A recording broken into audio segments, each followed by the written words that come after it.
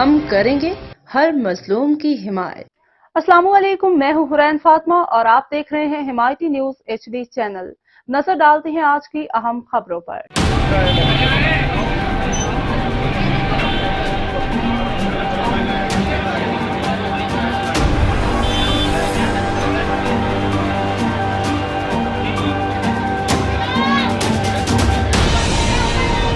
दिन तो हाई है।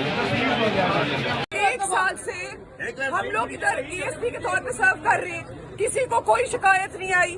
इस तरह के वाकयात हमने 3 पूरे निभाए हैं। आप लोग को हम पे पूरा ट्रस्ट होना चाहिए।